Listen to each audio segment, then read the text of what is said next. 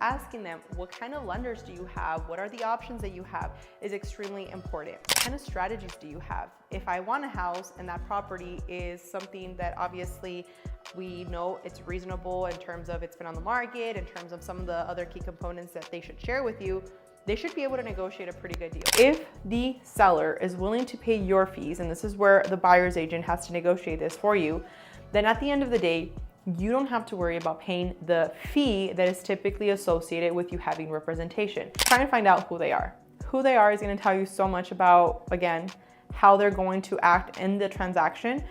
And remember, not everybody's going to tell you the truth. So ensuring that you ask these questions in a way that you can actually set yourself up for success by ensuring that you also go check them out on their social media, see what they're posting, right? Find their Facebook account, find things that are going to tell you a little bit more about who they really are.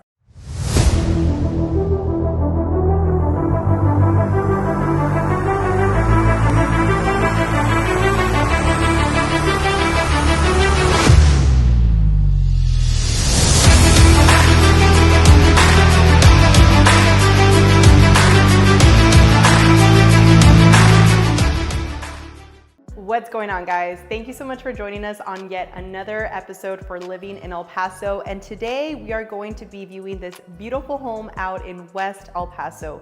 This home features 3 bedrooms, 3 bathrooms.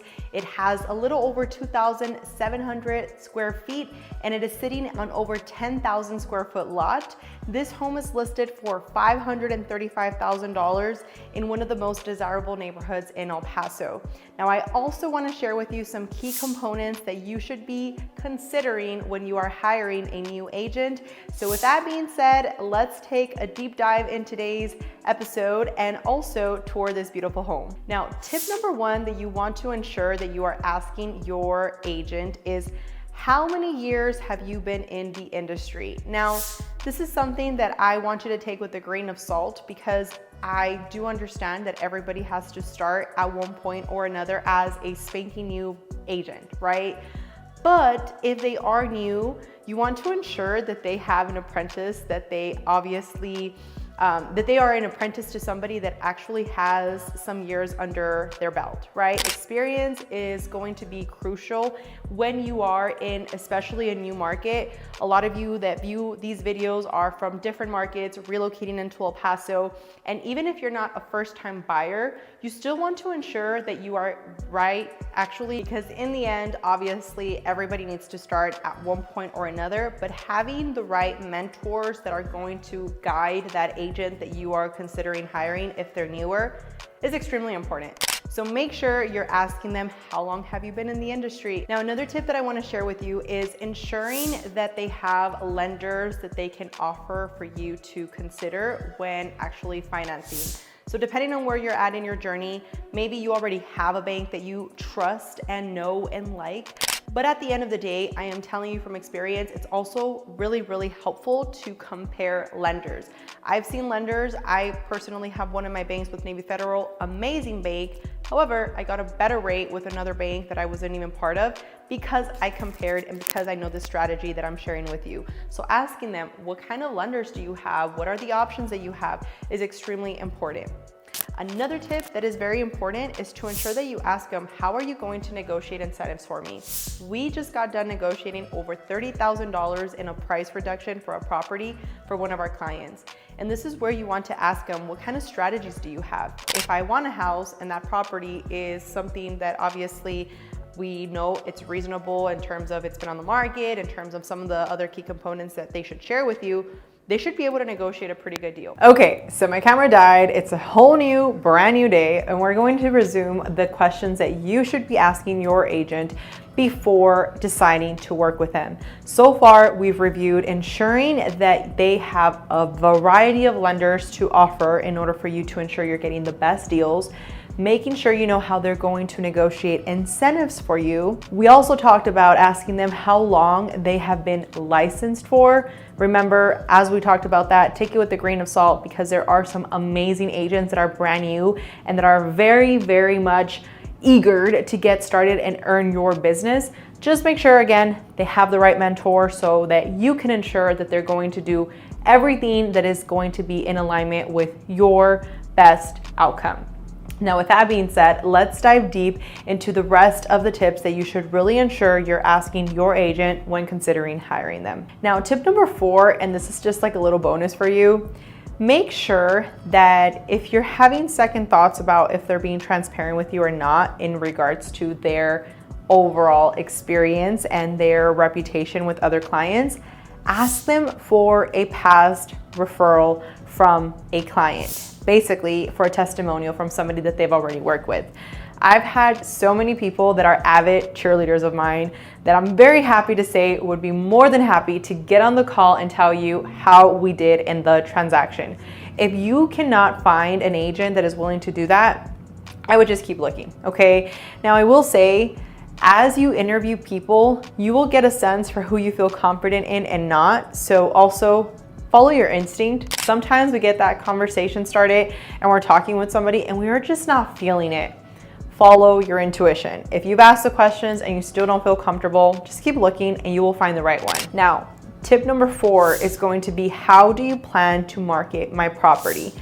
I like to make a reference that we are marketing experts that just happen to be real estate advisors, because if they don't know marketing, I am telling you, you are purchasing a car without wheels. And it could not be a greater disservice to have somebody that is gonna go and take pictures, if you're on the listing side, take pictures of your property with their phone versus actually paying somebody $600 to go and take professional photos and ensure that you're gonna get the most exposure because the property looks nice. Or making sure that if they're gonna help you purchase a home, and let's say there's a particular neighborhood that you really, really like, but there's nothing there, that they're willing to come up with an actual marketing strategy to say, okay, this house is not available, this house is not available, there's nothing really that you are happy with in this area, but what we're gonna do is we're personally going to have some handwritten notes go out and essentially say, hey, we have a client, they're qualified, they're ready to go, they want this area, please let us know if you're interested in selling. There's different tactics that a lot of times they can do to ensure that you get your ideal outcome. However, understanding how they're going to do marketing is crucial for this journey. If you are with the right agent, they're going to outline a entire, depending on what you're looking for, but an entire a la carte type experience to ensure that you have every single answer that you need, depending if you're selling or buying, but that they have a marketing behind them, a marketing strategic approach, because again, anybody can list a house, anybody can get a buyer, but not everybody can ensure that they are taken care of to the best of their abilities, giving the tools that they have learned. Now, tip number 5, and this is something that I am telling you comes in handy, and a lot of the times you don't realize how much of an impact it makes. I've noticed there's been a lot of people that we have had contact us that they're like, hey, I was working with so-and-so, but they're not able to show me houses.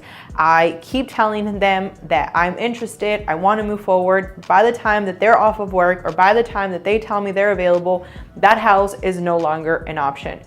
And that couldn't be a greater disservice to you, because if I am representing you, I understand I have a life, I understand I have priorities, but I also need to understand that you have a life, you have priorities, and you want us to take care of you. This is why I personally really like working with people that have a team to back them up. Now, I know there's some people that just simply can't afford to really have a team.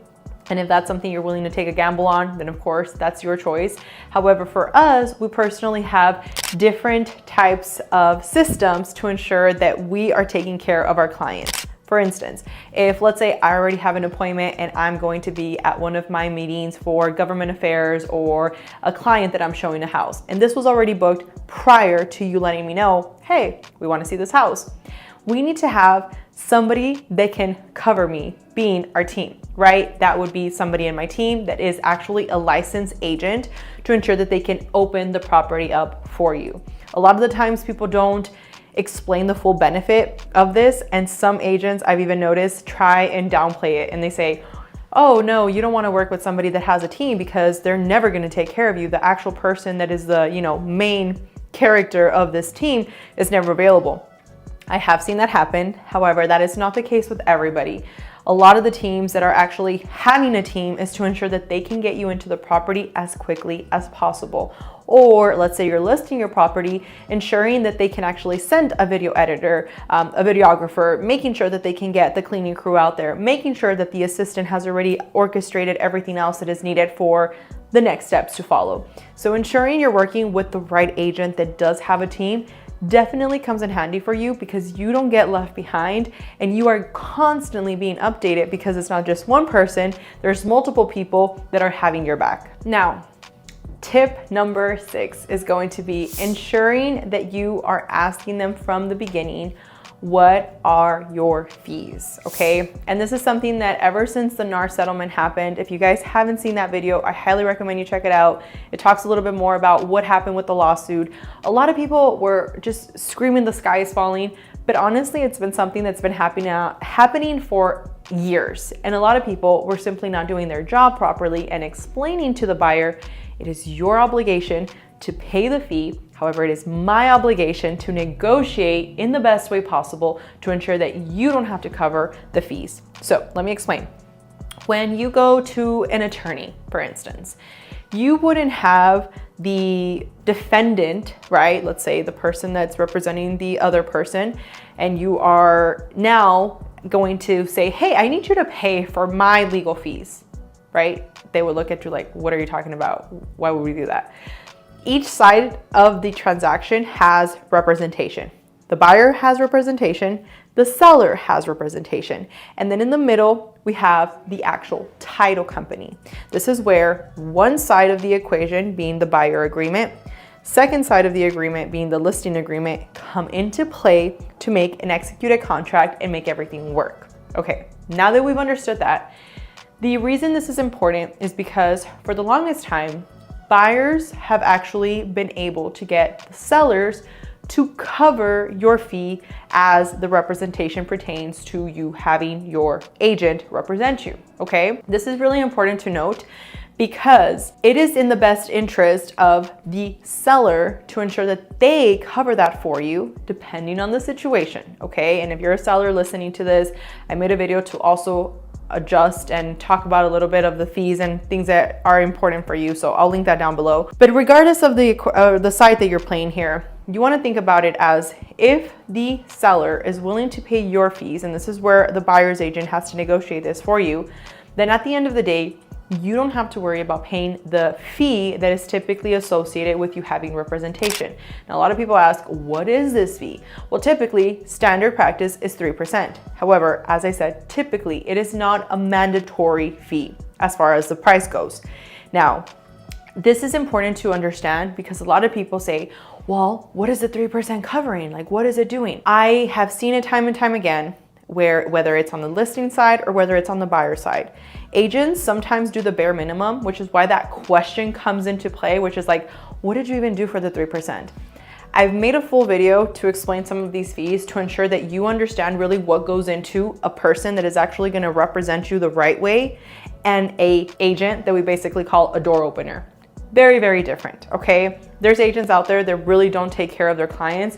Meanwhile, there's other agents that go to bat and make sure that you are protected and make sure that they pay money up front before they even see a penny from your closing, okay?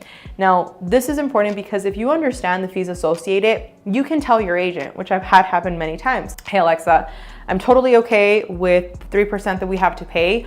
However, as you explained to me, you might be able to negotiate that from the seller. Can you find me a deal where the sellers are going to be willing to pay this fee? And I am telling you, more sellers than not are willing to pay that fee because they understand that that's what's going to move their property quicker. The listing side is paid usually 3%. The buyer side is usually paid 3%. So when they have a listing agreement, it's my job, if I am being a listing agent, to explain this to the seller and tell him, hey, if you do not offer a buyer representation, a buyer broker commission, what's gonna happen is that your house is gonna sit for a lot longer. Now, there's some situations where I might have a buyer, but regardless if I have a buyer or not, there's 2 contracts that go into play. There's double the work that is involved. And I know some people, depending again on who you've worked with, you might say, there's no work that's done. And I'm sorry if you feel that way, and I'm sorry if somebody's taking advantage of you, but I am telling you, the job that we do is definitely a lot more that a lot of people understand, simply because I was burned by a realtor myself. When I bought my first house, she didn't do anything. I annoyed her with my questions and I was lost. I didn't know what to expect. Therefore, I feel like I really annoyed her and she did like the bare minimum. So if you had that experience, I can totally understand why you might feel like if an agent should not get compensated that amount. However, if you've noticed the opposite side of that and actually having a person that is taking care of you, you will see that it is well worth the representation you are getting. So back to the point, this is where you want to talk to your agent. You really want to ask them, hey, what are your fees? What are you doing for me? What is it that I am paying you to do? This right there within itself is so important. As I mentioned, I was able recently to get one of my clients a $15,000 price reduction, and that's just like the most recent one that we've had. And they would well confirm, hey, this is something that I personally am happy with paying your fee, because at the end of the day, we got more savings, we got more incentives than we would have gotten under a traditional route of me representing myself and not even knowing where to begin. Again, to each their own. So if you working with an agent is maybe something that you don't feel comfortable with and you want to go and represent yourself as if you were going to court by yourself and you think that you know everything that the attorney would know, that is your right. However, for most of us, we prefer to have a skilled person by our side whenever we're going into something that we don't feel comfortable with, okay? So that is definitely something you want to have a conversation with them about to ensure you're being protected. And the last point I'm going to make with you is making sure you work with somebody you feel comfortable with is going to come into play by asking them these questions, but also understanding why they're doing what they're doing. And I think that this is something that a lot of people don't understand, that in real estate, you have to be a people's person. That's it. Like if you do not know how to communicate with people and it's just gonna be like strict business and that's all you care for, there's some people out there like that. I know a lot of my clients, they're really, really well off and they're like, we chose you because you treated us the same as if we were buying a $50,000 piece of land and a multi-million-dollar home. Work with somebody that has that energy. I've talked to some agents that literally they'll say things along the lines of, I would never work with the client that is qualified under less than 300,000. Like that is just not me. And hey, that's them. That is something that you want to make sure that if you're working with somebody in particular, they're going to treat you the same as they would somebody that is in this price point versus somebody that is in this price point. I do believe that everybody should be given the opportunity to purchase real estate.